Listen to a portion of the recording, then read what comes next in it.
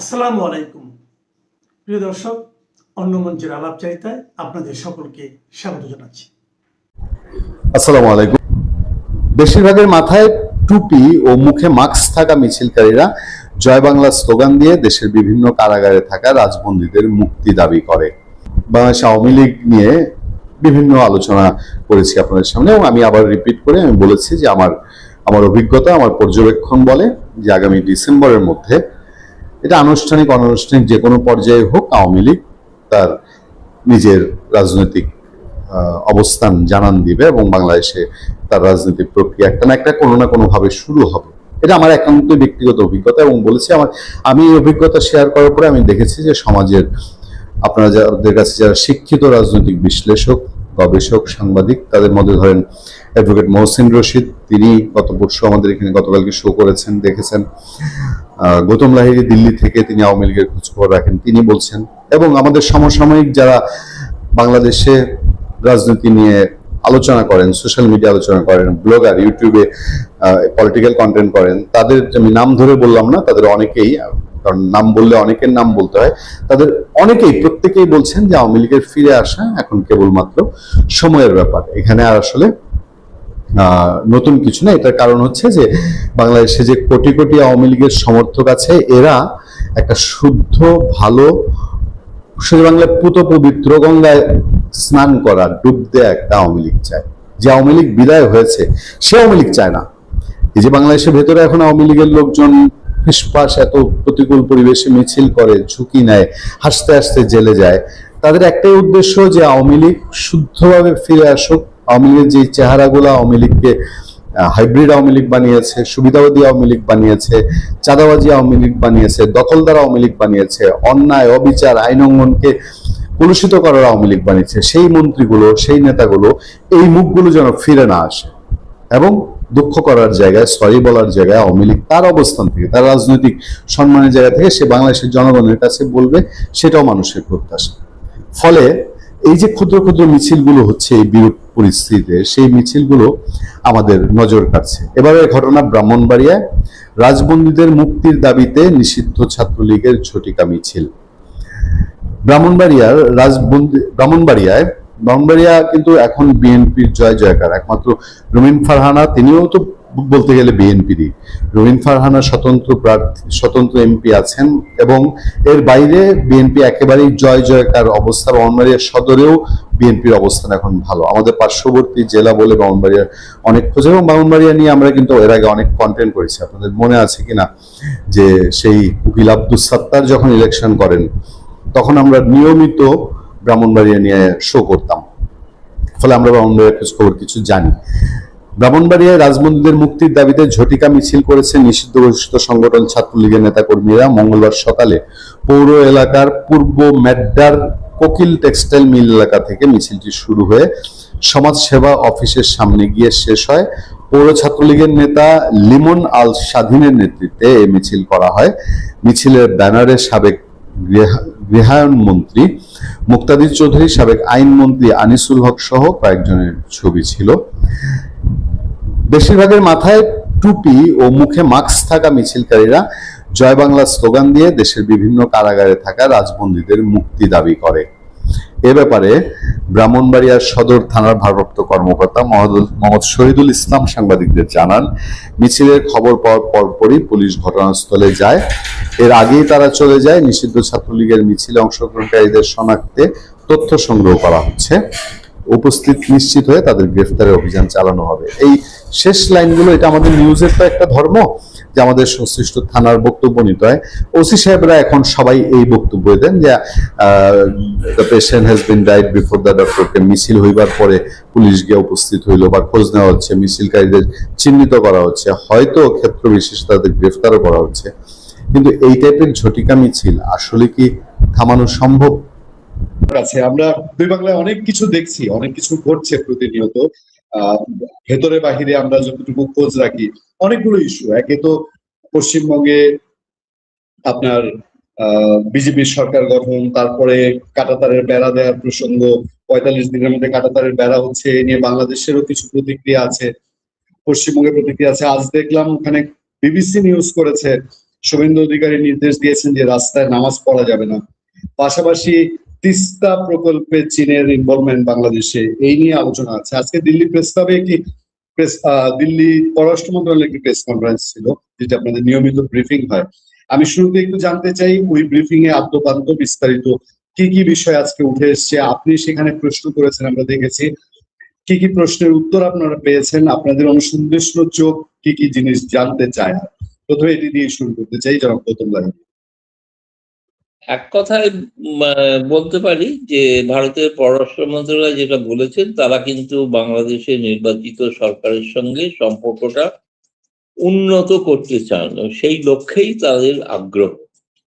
কিন্তু এর সঙ্গে কতগুলো উদ্বেগের বিষয় আছেই। সেটা হচ্ছে, প্রথম প্রশ্ন ছিল যে বাংলাদেশে প্রচুর ভারত বিরোধী আবার অনেক স্লোগান ইত্যাদি শোনা যাচ্ছে ইত্যাদি, এবং সেই বিষয় নিয়ে তাদের কি মন্তব্য। তার প্রত্যুত্তরেই কিন্তু মুখপাত্র বলেছেন যে আমরা কিন্তু বাংলাদেশ সরকারের সঙ্গে মানে গুরুত্ব নিয়েই সম্পর্ক রাখতে চাই, এবং সেক্ষেত্রে আপনি লক্ষ্য করলেই দেখবেন কিছুদিন আগে পররাষ্ট্রমন্ত্রী ডক্টর খালিদুর রহমান ভারত সফর করে গেছেন। তার আগে বাংলাদেশের যে নতুন সরকার প্রতিষ্ঠিত হয়েছে, সেই সরকারের শপথ গ্রহণ অনুষ্ঠানে ভারতের সর্বোচ্চ পর্যায়ের প্রোটোকল অনুসারে নাম্বার 3 স্পিকার মহোদয় গিয়েছিলেন। ফলে এটা থেকে আমরা কিন্তু বলতে পারি আমরা সম্পর্কটা উন্নত করতে চাই। কিন্তু এরপরে যখন দ্বিতীয় অন্য প্রশ্ন ছিল যে যেটা মানে দেখা যাচ্ছে যে বিশেষ করে অনুপ্রবেশের বিষয়টা যেহেতু পশ্চিমবঙ্গে একটা বড় বিষয়, সেখানে একটা প্রশ্ন ছিল যে সম্প্রতি পররাষ্ট্র প্রতিমন্ত্রী মন্তব্য করেছিলেন ঢাকার, যে তারা অবৈধ অনুপ্রবেশের ব্যাপারে জিরো টলারেন্সে বিশ্বাসী, এবং সেটা যদিও তিনি ইউরোপের রাষ্ট্র হিসেবে কথা বলেছিলেন, ভারত প্রসঙ্গে নয় সেটা। কিন্তু সে তার প্রত্যুত্তরে তারা বলেছেন যে ভারত এবং বাংলাদেশের মধ্যে এটা দ্বিপাক্ষিক বিষয়, এবং এই দ্বিপাক্ষিক বিষয়ে আলোচনা হয়ে থাকে। তাতে ভারত থেকে যে 2850 জনের যে তালিকা বাংলাদেশের হাতে দেওয়া হয়েছিল, সেই তালিকা তাদের শনাক্ত করার কাজ করতে বলা হয়েছিল, কিন্তু বাংলাদেশ সরকার এখনো সেটা করেনি।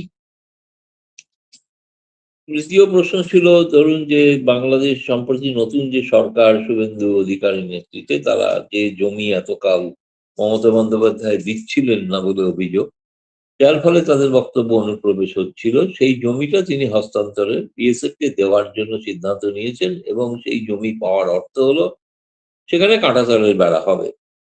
এবং সেখানকার বাস্তব পরিস্থিতি কেন মমতা বন্দ্যোপাধ্যায় দিতে পারছিলেন না, তার কারণ হচ্ছে ওই এলাকাটাতে এমন মানুষ থাকেন যারা ওই জমিতে চাষাবাদ করেন, অনেক ক্ষেত্রে জমি অনেক উর্বরা জমি, এবং সেই জমি খুব সহজে হস্তান্তর হবে কি হবে না আমি জানি না। শেষ পর্যন্ত বলপ্রয়োগ করতে হতে পারে বলে মনে হয়, যদি ভারত সরকার চান। কারণ সেই সঙ্গে পররাষ্ট্র মন্ত্রণালয়ের মুখপাত্র যাওয়া হচ্ছে, ভারতের সীমান্তের নিরাপত্তা রক্ষাটা অগ্রাধিকার আমরা দিচ্ছি। তবে যেটা সরকার সিদ্ধান্ত নিয়েছেন, প্রশ্ন ছিল যে এর ফলে ভারত বাংলাদেশ সম্পর্কে কোনো ক্ষতি হবে কি। তাদের বলেছেন ক্ষতি হওয়ার বিষয় নয়, যে এটা আমাদের সুরক্ষার বিষয়, নিরাপত্তার বিষয়, ফলে এটা করতেই হবে। মানে একরকম পশ্চিমবঙ্গ সরকারের সিদ্ধান্তে শিলমোহর দিয়েছেন পররাষ্ট্র মন্ত্রণালয়। অবশ্যই আমি একটা প্রশ্ন করেছিলাম যে সম্প্রতি এই যে বলছেন এত ভালো সম্পর্ক রাখতে চান, আগ্রহ, কিন্তু সম্প্রতি তো পররাষ্ট্রমন্ত্রী তিনি চীনে সফরে গিয়ে বললেন তিস্তা নদীর উপত্যকা উন্নয়ন প্রকল্প সেটা তিনি চীনকে দেওয়ার প্রস্তাব দিয়েছেন। এটা যেটা শেখ হাসিনা আগে ভারতকে দেওয়ার কথা ঘোষণা করেছিলেন, এবং সেই সিদ্ধান্ত পরিবর্তন করে তারা চীনকে দেওয়ার সিদ্ধান্ত নিয়েছেন। তাহলে এটা কিভাবে দেখছেন তারা? তাদের কি সম্পর্কে কি আস্থা কি বাড়বে এতে?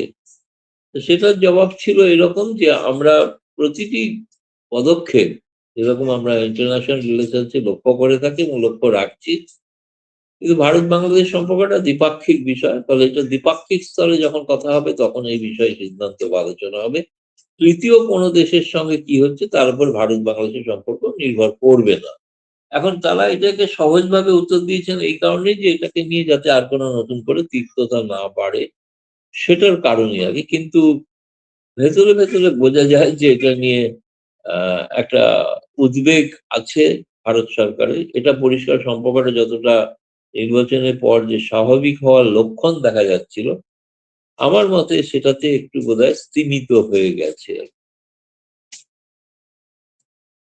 আহ, আর একটা হয়তো প্রশ্ন জি। হয়নি, যে প্রশ্নটা সময়ের অভাবে করা যায়নি, সেটা নিয়েও ভারতের একটা উদ্বেগের বিষয় আছে, যে ভারত এবং বাংলাদেশের মধ্যে যে আহ, পারস্পরিক অপরাধী যে দমনের যে আইনি সহযোগিতার যে চুক্তিটা ছিল, সেই একই ধরনের চুক্তি সম্প্রতি বাংলাদেশ সরকার পাকিস্তানের সঙ্গে করেছে। এই পাকিস্তানের সঙ্গে যে চুক্তিটা করেছে, সেই চুক্তিটা যেটা ভারতের সঙ্গে করা হয়েছিল, সেইটাতে একটা উদ্বেগের বিষয় আছে, এবং সেটা সরাসরি প্রশ্ন হয়নি ঠিকই, কিন্তু আমরা পরবর্তীকালে শুনেছি যে বিষয়টা উদ্বেগের আছে। এবং দ্বিতীয়ত হচ্ছে যে আহ তারেক রহমান সরকারের পররাষ্ট্র উপদেষ্টা সম্প্রতি বেশ কিছু মন্তব্য করেছেন, সেগুলো সম্পর্কে তারা হয়তো প্রশ্ন হলে জবাব দিতেন, এবং খুব কঠোর ভাষায় জবাব দিতেন, সেটা পরে বুঝেছি আর কি। কিন্তু সে প্রশ্নটা করা যায়নি আর করা হয়নি, ভবিষ্যতের জন্য তোলা থাকলো, তখন হয়তো আবার করা যেতে পারে। এবং পাকিস্তানের প্রচুর সেনা অফিসার সম্প্রতি বাংলাদেশে প্রায় বলা যায় গিজগিজ করছে, এবং যিনি আমাদের ভারতের অপারেশন সিন্দুরের বিপক্ষে পাকিস্তান সেনার নেতৃত্ব দিয়েছিলেন, সেই সেনাবাহিনীর একজন মানে জেনারেল, যিনি কাতার থেকে তো প্রচুর সঙ্গী সাথী নিয়ে বাংলাদেশে এসছেন, এরকম একটা শোনা গিয়েছে। আমি তার এখনো সত্যতা জানি না, মানে এটা শোনা গিয়েছে বলেই বলছি আর কি। কিন্তু এটা ভবিষ্যতে নিশ্চয়ই জানা যাবে যে কতটা সত্য এবং অসত্য। ফলে আমার কাছে যেটা মনে হচ্ছে না, যে এগুলো হয়তো একটা কোনো কারণে তারেক রহমান সরকারের ধারণা হচ্ছে যে ভারত এই মুহূর্তে হয়তো আওয়ামী লীগকে ফেরানোর জন্য একটা যে উদ্যোগ নিচ্ছেন, সেটাকে রোখার জন্য এই ধরনের কিছু চাপ তারা ভারতের উপর তৈরি করছে, যেটা ভারতের জন্য এত ক্ষতিকারক হতে পারে। আপাতভাবে এরকম একটা পরিস্থিতি আমার মনে হয়েছে আর কি। কোন নিয়ে বলুন। দাদা, আপনি দেখেছেন কিনা আমাদের দেশে এর আগে আমরা আমাদের ছোটবেলায় আমাদের স্টুডেন্ট লাইফে আমরা দেখেছি বাংলাদেশ থেকে খুব দূর দেশে কেউ পড়তে না গেলে ভারতে পড়তে যেত। ভারতের ব্যাঙ্গালোর, মহীশূর এই রাষ্ট্রগুলোতে পড়াশোনার জন্য বাংলাদেশের স্টুডেন্ট। আমাদের শিক্ষামন্ত্রী গতকাল বলেছে যে পাকিস্তানের শিক্ষা ব্যবস্থা অনেক বেশি অগ্রগতি হয়েছে এবং বাংলাদেশের স্টুডেন্টরা যেন পাকিস্তানে পড়তে যায় এ ব্যাপারে উদ্বুদ্ধ করেছেন, যেটা আগে আমরা দেখিনি। আপনার কি মনে হয় যে পাকিস্তান বাংলাদেশকে মার্কেট হিসেবে, পাকিস্তানে অনেক প্রোডাক্ট আসছে বাংলাদেশে যেটা আগে আসেনি, এই যে পট পরিবর্তন 24-এ এর মধ্যে দিয়ে বাংলাদেশের মার্কেট, বাংলাদেশের মেধা, এগুলোর দিকে পাকিস্তানের একটা আগ্রহ তৈরি হয়েছে, এবং ভবিষ্যতে যেটা ভারত বাংলাদেশ সম্পর্কের ক্ষেত্রে একটা এফেক্ট করতে পারে, এরকম মনে হয় কিনা? না দেখুন, আমি আমি কি বুঝাতে শুনেছি পেরেছি এটা। দাদা? আপনি শুনতে পেরেছেন? আমি আমি বুঝতে আমি পেরেছি, বুঝাতে চেয়েছি যে পাকিস্তানি। না আমি বুঝতে পেরেছি। আমি আপনাকে প্রথম কথা বলবো, দেখুন আমি বোঝাতে চাইছি, একটা সময় কিন্তু লাহোর বিশ্ববিদ্যালয় দুনিয়া জোড়া নাম ছিল, এ বিষয়ে কোনো সন্দেহ নেই। বহু সেখান থেকে বহু মানে পড়াশোনা করে বহু অনেক অধ্যাপক, নামি দামি অধ্যাপক, তারা কিন্তু ভারতে এসেছিলেন, ভারতে ছিলেন। ফলে আমি শিক্ষার বিষয়টা নিয়ে বলতে যাচ্ছি না, কিন্তু এটা এটা একটা নিশ্চিতভাবে বাংলাদেশের একটা ভারতের জন্য একটা বলবো যে একটা জবাব এক ধরনের, যে ভারত যে শিক্ষাবৃত্তি যেগুলো দিত, সেটা এখন পাকিস্তানের শিক্ষাবৃত্তি চালু হচ্ছে। আর পাকিস্তানের বর্তমান পরিস্থিতি নিশ্চিতভাবে অনেক পরিবর্তন হয়ে গেছে, সেখানে তার মানসিকতায় অনেক পরিবর্তন হয়েছে। সেই সময়কার পাকিস্তান আজ আছে কিনা সন্দেহ। সেই পাকিস্তানও নাকি কত ছাত্রবৃত্তি দেবে শুনেছি। জানি না, পাকিস্তানের মতো একটা দুর্বল, আর্থিক দিক থেকে দুর্বল রাষ্ট্র এতটা বাংলাদেশকে দিচ্ছে, সেটা বাংলাদেশের ছাত্ররা একটা জিনিস কিন্তু আছে কি জানো তো, পাকিস্তানের বিশ্ববিদ্যালয় থেকে, এটা ভেবে নেবেন বাংলাদেশের মানুষরা, পাকিস্তানের বিশ্ববিদ্যালয় থেকে পড়াশোনা এই সময় পড়াশোনা করে পাশ করার পর পৃথিবীর অনেক দেশে তাদের প্রবেশাধিকারের সমস্যা হতে পারে। আমি কেবলমাত্র ভারতের কথা বলছি না, আরো অনেক উন্নত দেশ আছে যেখানে হয়তো পাকিস্তানের থেকে শিক্ষিত, এই কথাটা হয়তো আহ কতটা গ্রহণযোগ্য, সেটা সেই ধরনের শিক্ষা বা সেই ধরনের বিশ্ববিদ্যালয়গুলির মান কতটা ইন্টারন্যাশনালি অ্যাকসেপ্টেড, সেটা দেখে যেন ছাত্রছাত্রীরা যাবে। যে কোনো একটা পাকিস্তানি ইসলামাবাদ, পেশোয়ারের কোনো একটা কি বালুচিস্তানে কোনো একটা বিশ্ববিদ্যালয় দেখেই যেন না চলে যাবে। আমি নিজে ব্যক্তিগতভাবে জানি ইসলামাবাদের বিশ্ববিদ্যালয় তো অনেক পরে তৈরি হয়েছে, কিন্তু কিন্তু লাহোর বিশ্ববিদ্যালয়ে একসময় সত্যি সত্যি প্রচুর নাম দাম ছিল, যেরকম ঢাকা ইউনিভার্সিটিকে প্রাচ্যের অক্সফোর্ড বলা হতো। সেই ধরনের নাম ধাম ছিল আর কি। এখন ঢাকা বিশ্ববিদ্যালয় আজকেও সেই ধরনের পরিস্থিতি নয়। বলুন পূর্ণিয়া। আমি দাদা এই প্রসঙ্গে আলাপচারিতার এই পর্যায়ে আমি যেতে চাই আওয়ামী লীগ প্রসঙ্গে। আমাদের দেশে নানান আলাপ আছে, আমাদের যারা রাজনৈতিক বিশ্লেষক আমাদের শোতেও আসেন, তারাও মোটামুটি স্পষ্ট এখন সবাই বলেন যে আওয়ামী লীগ রাজনীতিতে ফিরবে, এটা এখন সময়ের ব্যাপার। এবং বাংলাদেশের একজন রাজনীতিবিদের আমি যদি আপনাকে কোট করি, খুব আলোচিত রাজনীতিবিদ স্টুডেন্টদের মধ্যে, তার নাম হচ্ছে সালাউদ্দিন আম্মার, হয়তো চিনবেন আপনি, তিনি রাজশাহী বিশ্ববিদ্যালয়ের জিএস এখন ছাত্র সংসদে। তিনি বলছিলেন যে শেখ হাসিনার আশার বার্তা যারা ছড়ায় তাদেরকে কংগ্রেচুলেশন। জেএনজি, বাংলাদেশের জেএনজি এখন এমন কিছু নিয়ে অপেক্ষা করছে যেগুলা শেখ হাসিনা ফিরলে পরে বোঝা যাবে সেগুলোর ব্যবহার কেমন হয়। এই যে বাংলাদেশের ভেতরে আলাপ এবং শেখ হাসিনার নানান বক্তব্য নিয়ে আমরা রিসেন্টলি বক্তব্য নিয়ে আলাপ শুনতে পাই, সবশেষ আসলে কি অবস্থা, আপনার হাতে কি খবর আছে? এবং সত্যিকার অর্থেই কি আপনি মনে করেন যে আওয়ামী লীগ যে অবস্থায় ভারতে আছে খুব দ্রুত সময় ফিরতে পারবে কিনা? যে আলাপটা গত দুদিন ধরে খুব জোরালো হয়েছে বাংলাদেশে, অনেকে আলাপ করার চেষ্টা করছেন, সোশ্যাল মিডিয়ায় বলছেন। দেখুন, আমি সময়সীমা হয়তো বলতে পারবো না, কিন্তু শেখ হাসিনা নিজে পরশুদিন বলেছেন যে তিনি এই বছরের শেষে ফিরবেন। অপেক্ষা করো, এই বছরের শেষেই আমি ফিরছি। এখন সেটা তার ভিত্তি কি আমি জানি না, কিন্তু এটা ঘটনা হচ্ছে যে তিনি কিন্তু ফেরার জন্য আগ্রহী। আমি যতদূর জানি তার ঘনিষ্ঠ লোকজনের সঙ্গে কথা বলে ফেরার জন্য আগ্রহী। এমনকি এতটাও হয়েছিলেন আবার তিনি যে আমার ওখানে শাস্তি হলে হোক, জেলে নিয়ে গেলে নিয়ে যাক, কিন্তু আমি কিন্তু ফিরবই। এরকম একটা অনমনীয় মনোভাব নিচ্ছিলেন, যেটা আমাদের অনেকের মনে হয়েছে, তার শুভানুধ্যায়ীদের মনে হয়েছে এটা অনেকটা আত্মহত্যার সামিল হবে। এটা এখনো যে দলটার রাজনৈতিক নিষেধাজ্ঞাই প্রত্যাহিত হয়নি, সেই দলটা ফিরলে কি করে রাজনৈতিক কর্মকাণ্ড করবে? গেরিলা পদ্ধতিতে করতে হবে কর্মকাণ্ড, তাই না? স্বাভাবিক প্রক্রিয়া তো করা যাবে না রাজনীতি। দ্বিতীয়ত এটা ঘটনা যে এটা কিন্তু অনন্তকাল চলতেও পারে, অনন্তকাল চলবেও না বলে আমি মনে করি। চলবে না কারণ হচ্ছে যে মানুষ একটা সময় তারা বিরক্ত হবেন, তারা এই সরকারের বহু কিছু। ওখানে তার আগে একটা কথা বলে দিই, যারা চায় না আওয়ামী লীগ আমার ময়দানে ফিরে আসে তারা হলেন বিএনপি এবং জামায়াত। তারা জানেন আওয়ামী লীগ যদি ফেরে তা তাদের রাজনৈতিক অস্তিত্ব নিয়ে প্রশ্ন উঠবে। তারা সেই কারণে না ফেরানোর যাবতীয় ব্যবস্থা করবেন, ওই জন্য নানাবিধ অভিযোগ করে আর কি। তো এখন সেইটা একটা বড় ব্যাপার। এক্ষেত্রে বিএনপি জামায়াত কিন্তু একপন্থীতে আছে যে আওয়ামী লীগকে ফিরতে দেওয়া যাবে না, যেমন করি হোক আটকাতে হবে। কিন্তু চিরকাল কি আটকে রাখা যায়? আপনি বন্যার জল কোথা দিয়ে আটকে রাখবেন? আটকাতে সম্ভব না। আপনি তো বাইরে আছেন 1000 জন আওয়ামী লীগ নেতা, বাংলাদেশে আছে 4 কোটি সমর্থক। আমি 4 কোটি যদি বিশ্বাস না হয়, ধরে নিলাম 3 কোটি। 3 কোটি সংখ্যাটা কম। আপনাদের যেখানে যারা জেনজি বিক্ষোভ করেছিল সংখ্যাটা তো লক্ষের মধ্যে, কোটির অঙ্কে নয়। এই লক্ষাধিক কোটির অঙ্কের সমর্থক যদি একটা সময় বেপরোয়া হয়ে নিজের হাতে আইন তুলে নেয়, এবং সেক্ষেত্রে কিন্তু অঘটন ঘটতে পারে। এবং আমি কিন্তু দিব্যচক্ষে এরকম একটা জিনিস দেখছি। আমি আপনাকে এটা বলতে পারি, এখন আমি যতটুকু শুনেছি উনি বোধহয় সম্প্রতি শেখ হাসিনা হয়তো আরেকটু ক্যাটেগরিক্যালি হয়তো বলবেন বলে আমি শুনেছি যে এইটা এবছর হলো না 17ই মে ফেরা, কিন্তু আগামী 17ই মে তো ফিরছি। মানে 17ই মে তার প্রত্যাবর্তনের দিবস। সেই দিন উনি কি বলেন সেটা একটা দেখার বিষয় আছে। সেই দিন হয়তো একটা কিছু বলবেন তিনি, তার একটা বার্তা থাকবে, নির্দিষ্ট বার্তা। এবং যদি বলেন যে তিনি আওয়ামী লীগ, কিছু কথা সম্পর্কে বলা হয় যে রিফাইন্ড আওয়ামী লীগ। রিফাইন্ড আওয়ামী লীগের অর্থ কি? মানে পুরনো যাদের বিরুদ্ধে অভিযোগ আছে তাদেরকে সামনের সারিতে না এনে। কিন্তু শেখ হাসিনা তো কোনো ব্যক্তি নয়। আমরা মনে করি শেখ হাসিনা একটা আদর্শবোধের ধারাবাহিকতা, বঙ্গবন্ধুর আদর্শবোধের ধারাবাহিকতা। সেই ধারাবাহিকতাতে যারা থাকবেন তার অন্য কোনো অসুবিধা না হলে তিনিই থাকবেন নেতৃত্বে, এই বিষয়ে কোনো সন্দেহ নেই।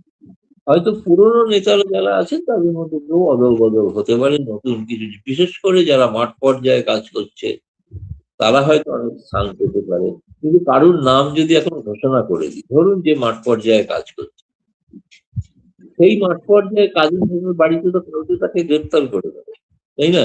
এই যে ক্রমাগত বলা হয় যে নতুন আওয়ামী লীগ, নতুন আওয়ামী লীগ, আরে নতুন আওয়ামী লীগের নাম বলা মাত্রই তো তাদের গ্রেপ্তার করা হবে, কারণ তাদের রাজনৈতিক নিষেধাজ্ঞা ওঠে। কিন্তু এটাও আমি বলছি, রাজনৈতিক নিষেধাজ্ঞা কিন্তু প্রত্যাহারে বাংলাদেশের মানুষ বাধ্য করবে তারেক রহমান সরকারকে। সেটা কিন্তু খুব বেশি দিন ধরে নয়। তার কারণ হচ্ছে মানুষ আর্থিক দুর্দশায় যেটা পড়েছে এবং আরো যেটা পড়বে, এবং তার ফলে কিন্তু যদি তেমন কোনো অঘটন ঘটে আর সেখানে যদি অমানবিক অত্যাচার যদি মানুষের উপর নেমে আসে, আমি যতদূর বুঝি ভারত অত্যাচারিত নিপীড়িতদের পাশেই থাকবে। কিভাবে থাকবে না থাকবে সেটা ভবিষ্যৎ, কিন্তু বাংলাদেশে যেটা চলছে সেটা চিরস্থায়ী ব্যবস্থা নয়।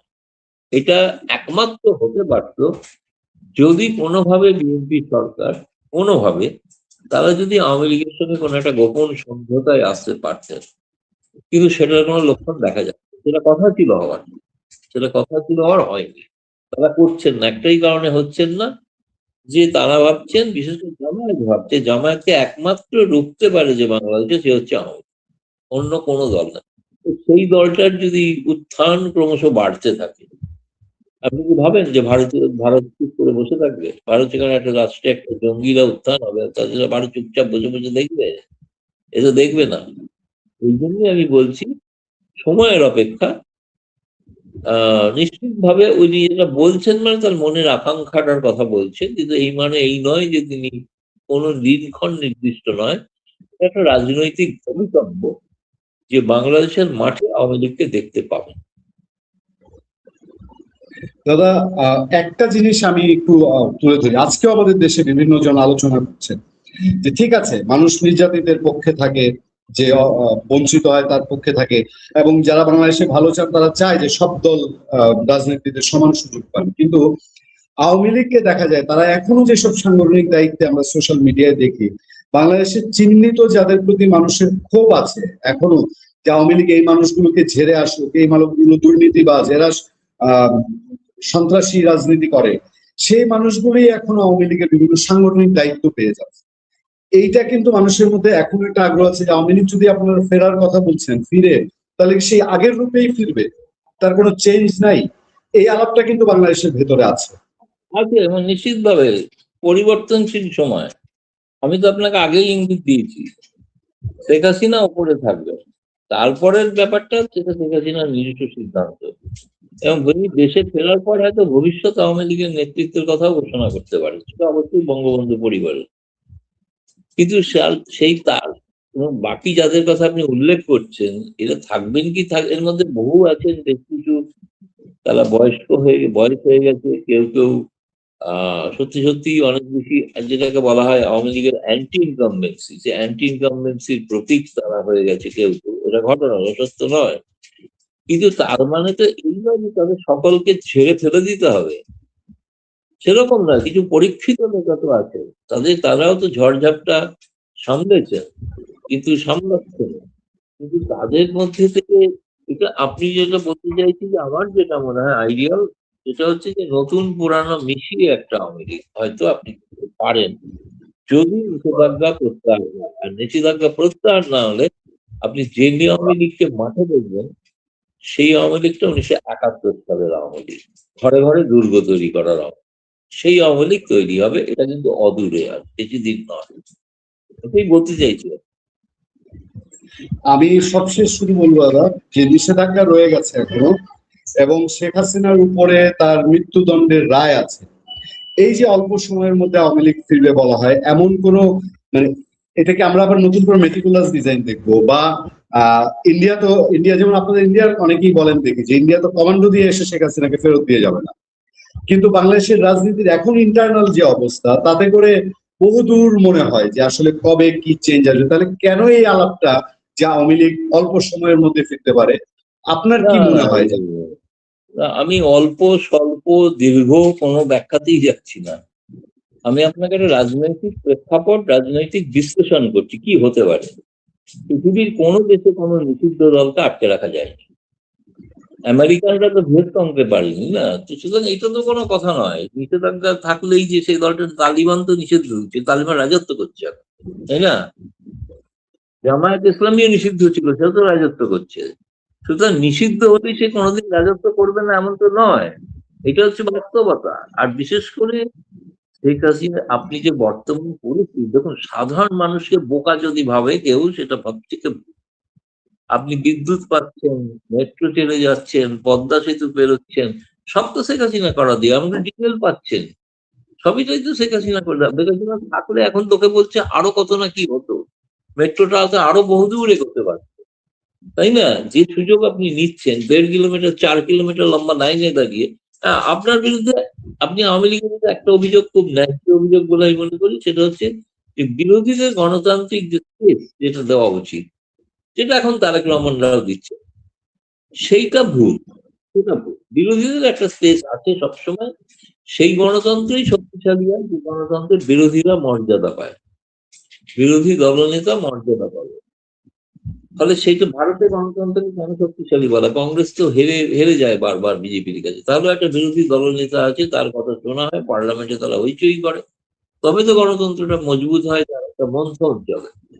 কিন্তু আপনাদের ওখানে সবটাই একতরফা, এটাই সমস্যা। এই কারণে গণতন্ত্র বিকশিত হয় না। একদল কেউ ক্ষমতা এসে গেলে যে ভাবে আরেকজনকে আসতেই হবে, তার ফলে শুধু যদি যে কারণে বিপ্লব, কাউন্টার বিপ্লব ঘটেছে, যে বিপ্লবই ঘটে থাকুক শেখ হাসিনার বিরুদ্ধে, একই ধরনের বিপ্লব আর একটা ঘটবে। খুব স্বাভাবিক নিয়ম, ইতিহাসের স্বাভাবিক নিয়মে, মানে কোনো অস্বাভাবিকতা তো আমি দেখছি না এতে। এবং সেটা কিন্তু উড়িয়ে দেওয়া যাবে না যে সবটাই যে খুব সহজ গণতান্ত্রিক পদ্ধতিতে মিছিল মিছিল সত্যাগ্রহ, গান্ধীজির মতো আন্দোলন হবে, সেটা নাও হতে পারে, তাই না? যেটা হয়নি, বাংলাদেশ স্বাধীন হয়েছে গান্ধীজির সত্যাগ্রহ পথে নয়। সুতরাং সত্যাগ্রহ পথে যে ভারত স্বাধীন হয়েছে, সেইভাবে স্বাধীন বাংলাদেশ হয়নি। ফলে বাংলাদেশ এই যদি মনে করে থাকেন মানুষের জনতা যে আমরা আবার পরাধীন, তবে সেই একইভাবে আবার স্বাধীন তারা হবেন। সেক্ষেত্রে বহু বন্ধু রাষ্ট্র এগিয়ে আসবে সাহায্য করতে। এটা যেন সেই বাংলাদেশ ক্ষেত্রে ভুলে। সেই ক্ষেত্রে যদি বলি যে বাংলাদেশের মানুষের ভিতরে এখনো ধারণা যে আমেরিকা আওয়ামী লীগের প্রতি সাংঘাতিক রুষ্ট, যে কারণে 24-এ ঘটনা ঘটেছে। এখনো আমেরিকা আওয়ামী লীগকে পছন্দ করে না এবং আওয়ামী লীগের সঙ্গে আমেরিকার সম্পর্ক ভালো না। সেই ক্ষেত্রে ভারত যে চায় আওয়ামী লীগ রাজনীতিতে আসুক, ভারত আমেরিকা এক সুতোয় না আসলে কি আওয়ামী লীগের জন্য কখনো কপাল খুলবে? না, কপাল খোলাবে বাংলাদেশের জনতা। সবসময় ভুল ধারণা, ভারত খোলাবে না। ভারত কোনোদিনই কিছু খোলায়নি, এটা সম্পূর্ণ একটা ভুল ধারণা নিয়ে বাংলাদেশের মানুষ বেঁচে থাকে। সবটাই করেছে বাংলাদেশের মানুষ, তাদের প্রতি অশ্রদ্ধা জানানো হবে, সেটা যাই ঘটে থাকুক। সবটাই বাংলাদেশের মানুষ ঘটিয়েছে, বাইরে থেকে কেউ হয়তো প্রকারান্তরে সমর্থন করেছে। আমি 71 যুদ্ধের কথাও যদি বলি, এই যুদ্ধটা বাংলাদেশের মানুষ করেছিল, ভারত তাকে সাহায্য করেছিল, রাশিয়া সাহায্য করেছিল, সেটা অন্য কথা। সাহায্যকারীর ভূমিকাটা প্রধান নয়, প্রধান তাকে নিজেকে করতে হবে। এখন সেই পরিস্থিতি তৈরি হবে, হলে তখন সেটা ভাবা যেতে পারে। আপনি যেটা বলছেন ভারত দিয়ে কিছু করবে, ভারত দিয়ে কিছু করবে না, এই পরিস্থিতিটা তৈরি হবে যখন হবে। তাহলে এটুকু ঘটনা, ভারতের পরীক্ষিত বন্ধু আওয়ামী লীগ, ভারতের পরীক্ষিত বন্ধু তো আওয়ামী লীগ, এ বিষয়ে তো কোনো সন্দেহ নেই, কোনো দ্বিধা নেই। ভারত মুখে সেটা বলবে না, কেন বলতেই হবে? তার গোপন গোপন নিম্বক্সা থেকে প্রকাশ্যে ঘোষণা করে, টেলিভিশনে ঘোষণা করে হবে না। এটা হবে যখন দেখতে পাবেন হবে, কিন্তু এটা বলতে হবে, এটা হবে। কারণ আমেরিকার কথাই যদি বলেন, ওই চীনের সঙ্গে এত দহরম মহরম কেন? কেনই বা আপনাদের প্রধানমন্ত্রী তারেক রহমান প্রথম সফর তিনি যাচ্ছেন, তাই না? তিনি আমেরিকার দ্বারা তিনি উপকৃত, আমেরিকার সঙ্গে বাণিজ্য চুক্তি করেছেন, তা চীনের সঙ্গে যাচ্ছেন কেন? চীনের কাছে যাচ্ছেন যাতে আমেরিকা, আমেরিকার পারমিশন নিয়ে যাচ্ছেন নাকি? তা তো নয় নিশ্চয়ই। তার সার্বভৌম সিদ্ধান্ত যে চীনে যাবে। তো চীনে গেলে যদি আমেরিকা রুষ্ট না হয়, উল্টোটাও তো হতে পারে, আমেরিকা আবার পুনরায় সন্তুষ্ট হয়ে যেতে পারে তো আওয়ামী লীগের। সনাতন ধর্মকে আবারও উৎখাত করতে চাইলেন ডিএমকের নেতা, সাবেক মুখ্যমন্ত্রী এম.কে. স্ট্যালিনের পুত্র উদয়নিধি স্ট্যালিন, সাবেক ডেপুটি সিএম।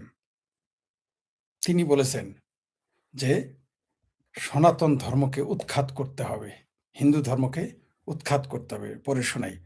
অমর উজালা 10 ঘন্টা আগে, হিন্দি পত্রিকা অমর উজালা 10 ঘন্টা আগে এটা পাবলিশ করেছে, এর আগেও করেছে, 10 ঘন্টা আগেরটা শোনাচ্ছি। সনাতন কো খতম কর দেনা চাহিয়ে। কে বলেছেন? আবারও বলছি, সনাতন কো খতম কর দেনা চাহিয়ে। অমর উজালা হিন্দি পত্রিকা, ভারতের বিখ্যাত অমর উজালা হিন্দি पत्रिका। उदयनिधि के फिर विवादित बोल, कहा समाज के बांटने वाली सोच को ना मिले जगह মানে জায়গা দেওয়ার দরকার নেই। डीएमके विधायक उदयनिधि स्टैलिन ने सनातन को लेकर फिर विवादित बयान देते हुए कहा कि बांटने वाला सनातन को खत्म कर देना चाहिए। साथ ही राज्य गीत के बारे में भी बोला, ওটা अलग बात है। শুনেন, এখন প্রতিক্রিয়ায় কি বলেছে।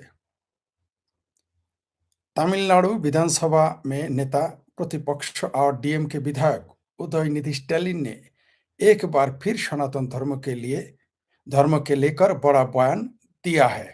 विधानसभा में बोलते हुए उन्होंने कहा कि सनातन आई मीन हिंदू जिसने लोगों को बांटने का काम किया उसे खत्म कर देना चाहिए। उसके बाद क्या हुआ सुनिए। हाँ, তো এর প্রতিক্রিয়ায় এই যে উদয়নিধি স্ট্যালিন এই যে বারবার শুনতেছেন না, বলছে যে আর এক বাত বাতা দিয়ে, এটা কেন বলছে জানেন? কারণ হলো তারা এরকম বলেছে এর আগে তারা সনাতন ধর্মকে ডেঙ্গুর সাথে তুলনা করেছিল। বলেছিল সনাতন ধর্ম বা হিন্দু ধর্ম হলো ডেঙ্গু, ম্যালেরিয়া, একে উৎখাত করতে হবে, এগুলো বলেছিল এরা।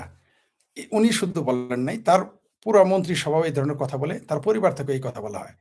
আচ্ছা, কল্পনা করেন তো 90% হিন্দু ওই জায়গায় বাস করে, সেই জায়গায় একজন এটা বলে তিনি এখনো ক্ষমতায় মানে তিনি এখন এমএলএ, বিরোধী দল হয়ে গেছেন। এই বিজয় থালাপতি নামের খ্রিস্টান ধর্মাবলম্বী ক্ষমতায় আসার পর, বিজয় থালাপতি কিন্তু হিন্দু না, তিনিও কিন্তু বলেছেন বিজয় থালাপতি যে হিন্দুদের উপরে, মুসলমানদের উপর যদি হিন্দুরা আক্রমণ করে আমি দেখে নেব, তার পরিণতি ভালো হবে না। কিন্তু ভারতে যদি হিন্দুরাও এই কথা বলতো যে কোনো হিন্দুর উপর যদি মুসলমান আক্রমণ করে তাহলে দেখে নেব, ভালো হবে না, তার পরিণতি হবে ঐতিহাসিক পরিণতি হবে, এটা ভারতে হিন্দুরা বললে টিকে থাকতে পারবে না, কোনো নেতাই, তার মন্ত্রীতেই থাকবে না, এমপিতেই থাকবে না। কিন্তু খ্রিস্টান এবং দক্ষিণ ভারতে তিনি বলে টিকে আছেন এবং তিনি মুখ্যমন্ত্রী হয়ে গেছেন। এই হচ্ছে পার্থক্য ভারতের মতো দেশে। বাংলাদেশ, পাকিস্তান বা মিডল ইস্টের কোনো মুসলিম দেশে কেউ যদি বলে যে ইসলাম হচ্ছে একটা নারী বিদ্বেষী ধর্ম, বা ইসলাম ম্যালেরিয়া, ডেঙ্গু, বা ইসলাম ভাগাবাটিতে বিশ্বাসী, এই ধরনের কথা বলে যে তা মিটিয়ে দিতে হবে, উৎখাত করতে হবে, এই কথা বললে নেতাগিরি তো দূরের কথা, তার জীবন 5 মিনিট বেঁচে থাকতে পারবে, সে 5 মিনিট সে বেঁচে থাকতে পারবে, তার দলাল করে তারা মেরে ফেলবে। কিন্তু এটা ভারত বলেই সম্ভব, তার উপর আবার দক্ষিণ। আচ্ছা, গেল। কিন্তু এটা যদি ইসলাম নিয়ে বয়ান দিত তাহলে কিন্তু তিনি নিজে সিএম হতো দূরের কথা, তিনি দক্ষিণেও থাকতে পারতেন না। যদিও তারা বলে না দক্ষিণ লোক খুব প্রগতিশীল, ইসলাম ধর্মের বিরুদ্ধে, মুসলমানের বিরুদ্ধে এরকম একটা বয়ান দিয়ে দেখেন, দুধ কা দুধ পানি কা পানি হয়ে যাবে গা। কিন্তু 90% সনাতনী সেখানে বাস করে এবং অনেক মন্দির সেখানে রয়েছে, সেখানে দাঁড়িয়ে বলা যায় যে হিন্দু ধর্মকে উৎখাত করতে। এটা একবার না, এর আগেও তারা বলেছে। তার আরেক মন্ত্রী কি বলেছিল শুনেন, দেখি একটু। হ্যাঁ, डीएमके के एक सांसद और पूर्व केंद्रीय मंत्री अपमानजनक टिप्पणी की थी कि हिंदू धर्म केवल भारत के लिए ही नहीं बल्कि पूरी दुनिया के लिए खतरा है। এটা ডিএমকে এক নেতা কি বলেছে, আবার শুনেন কি বলছে। যে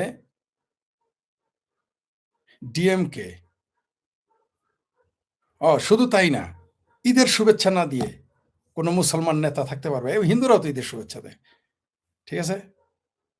আচ্ছা, সেখানে তারা দীপাবলির কোনো শুভেচ্ছা জানায় নেই এই তামিলনাড়ুতে ডিএমকে সরকার, তারপর তাদের সমস্যা নেই। কে বলছে এটা আমি বলি নাই।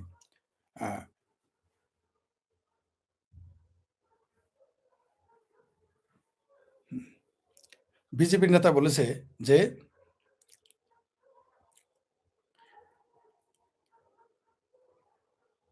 उदयनिधि स्टैलिन तमिलनाडु को राहुल गांधी है। बीजेपी नेता এর প্রতিক্রিয়া বলেছে उदयनिधि स्टैलिन तमिलनाडु के राहुल गांधी है जो विभाजनकारी नफरत की राजनीति फैल रहे हैं।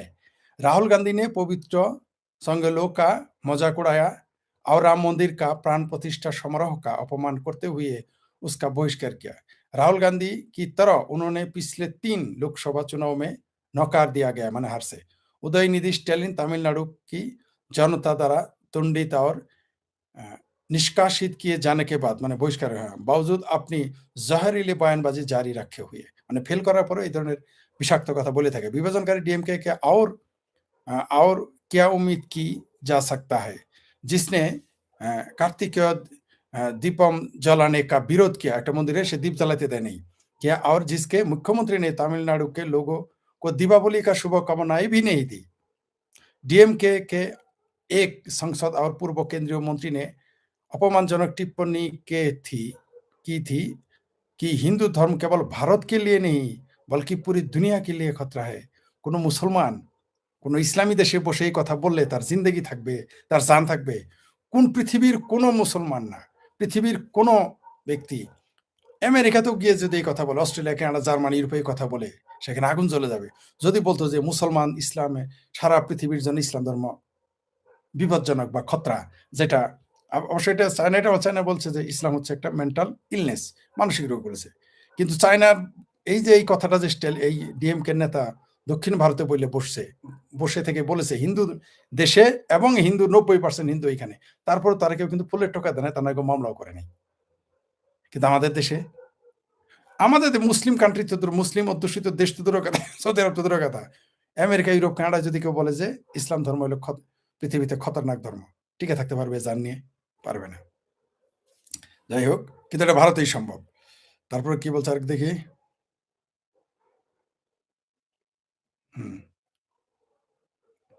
দেখি আরো কি বলছে।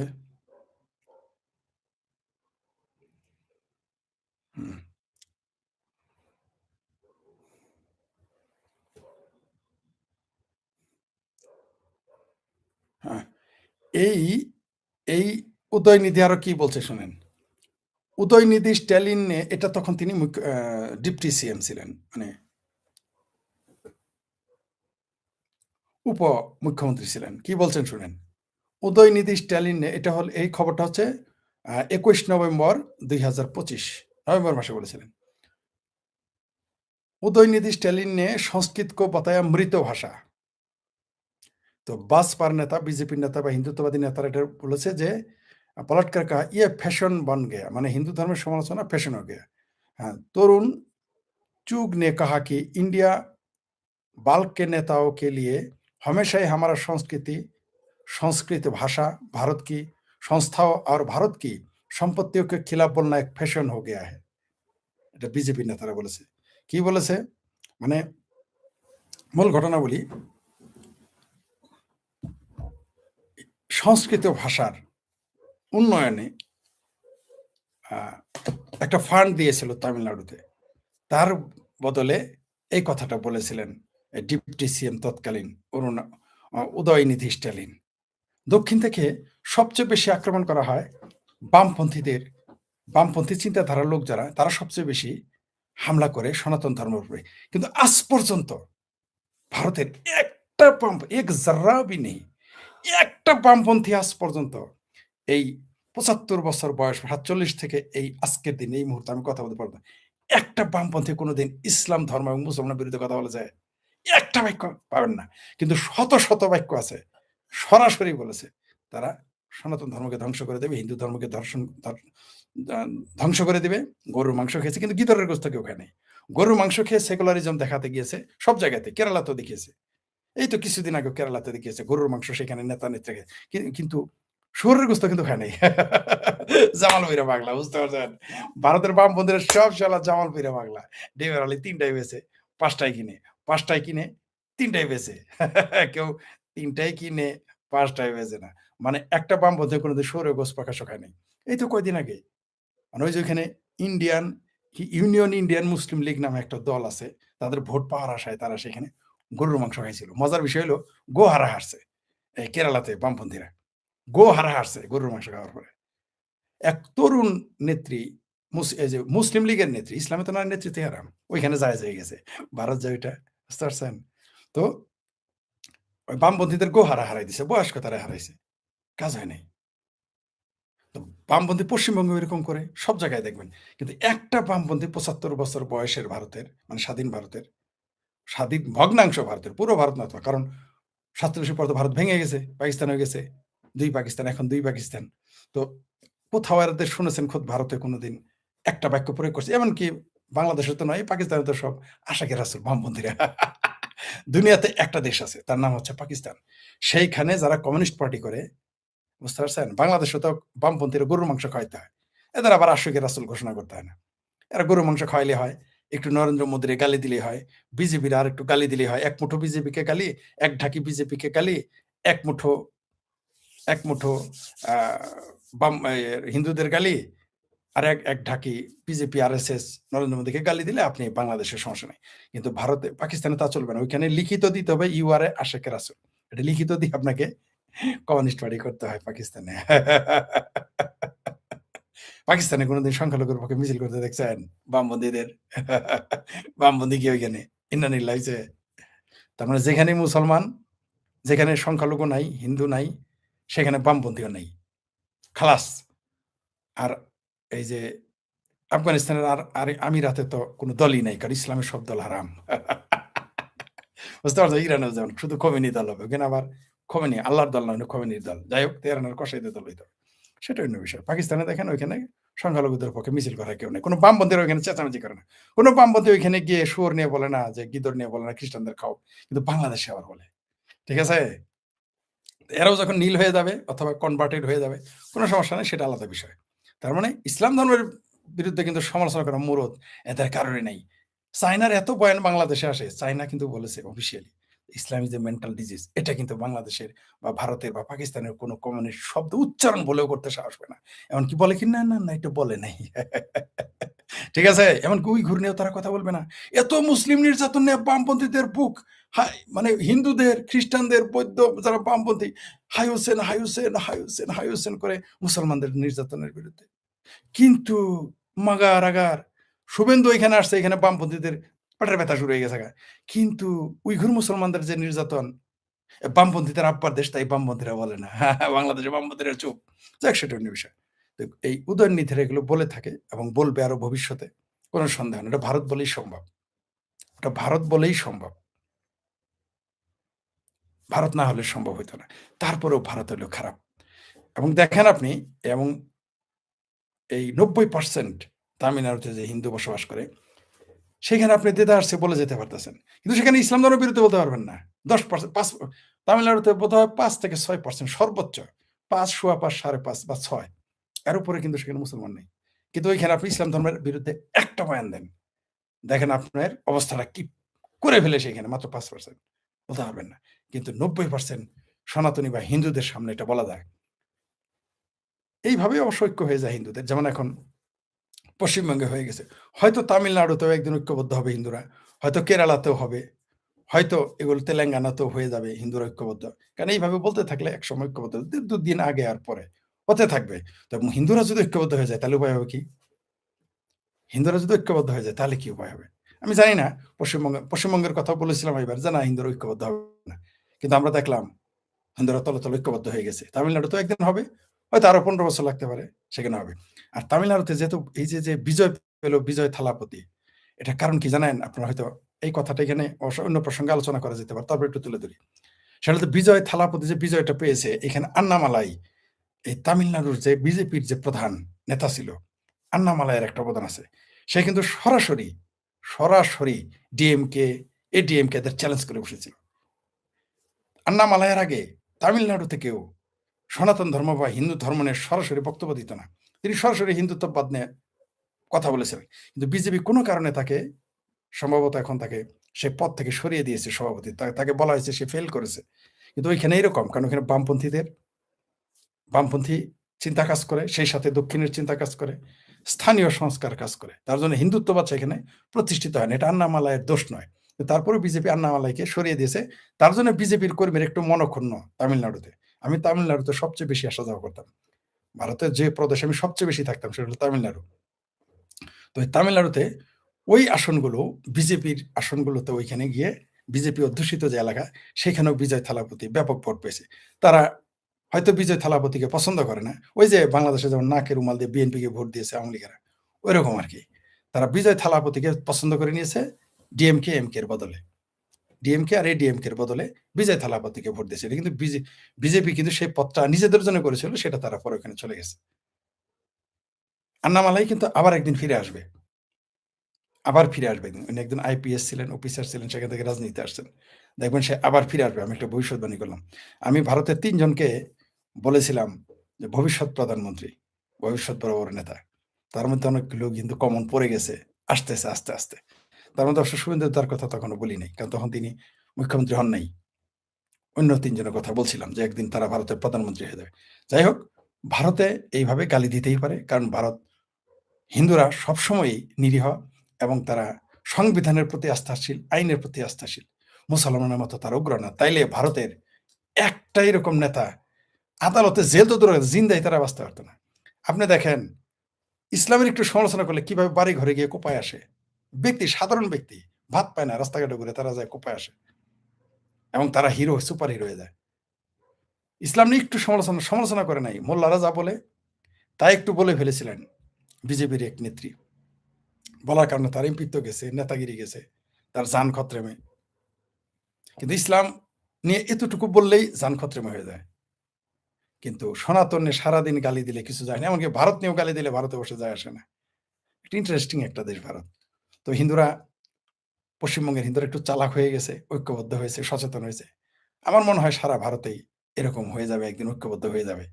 তবে ভারতের হিন্দু দর্শনে যদি, হিন্দু ধর্মে যদি এরকম উগ্রতা থাকতো ইসলামের মতো, তাইলে আর এটা বলতে পারতো, কেউই সাহস পেত না।